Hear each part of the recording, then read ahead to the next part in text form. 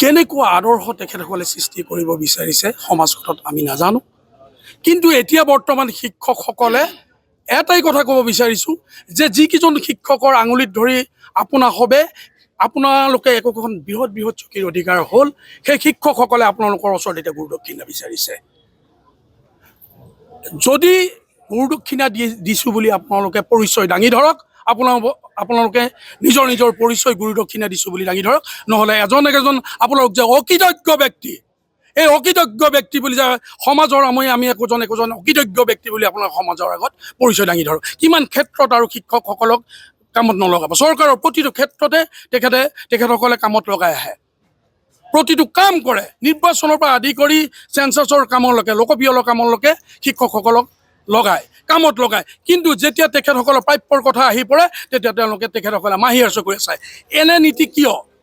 এই নীতি শিক্ষকৰ ওপৰতে যে প্ৰযোজ্য হৈছে সেইটো নহয়, আহি থকা নতুন নৱপ্ৰজন্মৰ ওপৰতো সেই প্ৰভাৱ পৰিছে। তেখেতসকলে অনুকৰণ কৰে, তেখেতসকলে চাই আহিছে যে মন্ত্ৰী বিধায়ক আমোলা বিষয়া আমাৰ বৰজনাই যেতিয়া সেই বেয়া কামবোৰ কৰি আহিছে, কাৰোবাক ঠগ কৰিছে, কাৰোবাক প্ৰবঞ্চনা কৰিছে, কাৰোবাক দিবলগীয়া প্ৰাপ্যটো দাঙি দিয়া নাই, সেই নীতি আদৰ্শবোৰ তেওঁলোকে অনুকৰণ কৰিছে।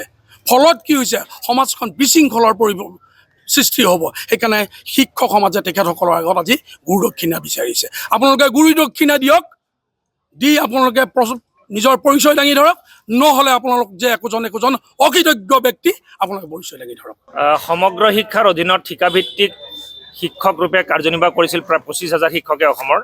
তাৰে যিসকল শিক্ষকে নিয়মীয়া হ'ব খোজে তেওঁলোকক নিয়মীয়া হ'বৰ কাৰণে অসম চৰকাৰে আহ্বান জনাইছিল, আৰু সেই সূত্ৰে 25,000 শিক্ষকৰ পৰা 15,029 গৰাকী শিক্ষকে বুকুত শিল বান্ধি 12,000 15,000কৈ দৰমহা তেওঁলোকে কমকৈ লৈ হ'লেও তেওঁলোকে ভৱিষ্যতৰ সুৰক্ষাৰ স্বাৰ্থত তেওঁলোকে নিয়মীয়া হৈছিল অসম চৰকাৰৰ আহ্বানৰ প্ৰতি সঁহাৰি দি। আৰু অসম চৰকাৰে শিক্ষা বিভাগে তেওঁলোকৰ নিযুক্তি পত্ৰ প্ৰদান কৰিছিল নিয়মীয়া শিক্ষক ৰূপে, আৰু সেই নিয়মীয়া শিক্ষকক নিৰ্দিষ্ট দৰমহাৰ চেলাৰী হেড উল্লেখ কৰা আছিলে।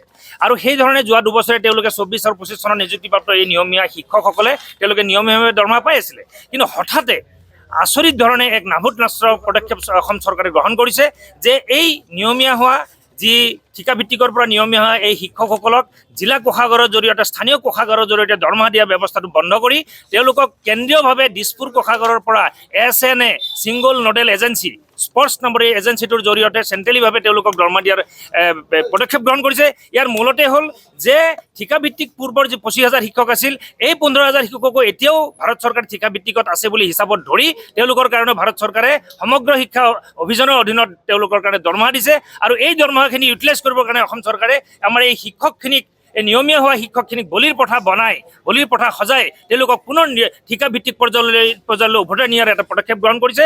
আৰু এই কাৰ্যৰ আমি তীব্ৰ বিৰোধিতা কৰিছোঁ। আৰু এই শিক্ষকৰ প্ৰতি চৰম অপমানজনক ঘটনা, অপমানেই নহয়, ইয়াত শিক্ষকৰ প্ৰতি ঠগ প্ৰবঞ্চনা, অসম চৰকাৰৰ ঠগ প্ৰবঞ্চনা বুলি আমি গণ্য কৰিছোঁ। আমি অসম চৰকাৰক অতি শীঘ্ৰে SNA স্পৰ্টছৰ জৰিয়তে নিয়মীয়া শিক্ষকক দৰমহা দিয়াৰ যি ব্যৱস্থা, এই ব্যৱস্থা বাতিল কৰিবৰ কাৰণে দাবী জনাইছোঁ। আৰু এই দাবী জনাই আজি আমি এই ধৰ্ণা কাৰ্যসূচী ৰূপায়ণ কৰিছোঁ। এই ধৰ্ণা কাৰ্যসূচীৰ পিছতো যদি অসম চৰকাৰে গান নলৰে, শিক্ষা বিভাগৰ যদি গান নলৰে, তেনেহ'লে অহা 12 আগষ্টৰ পৰা আমি অনিৰ্দিষ্টকালীন গুৱাহাটীৰ যি প্ৰাথমিক শিক্ষা সঞ্চালক কাৰ্যালয় আছে তাতে আমি অনিৰ্দিষ্ট কাললৈ আমি অৱস্থান ধৰ্মঘট কাৰ্যসূচী ৰূপায়ণ কৰিম।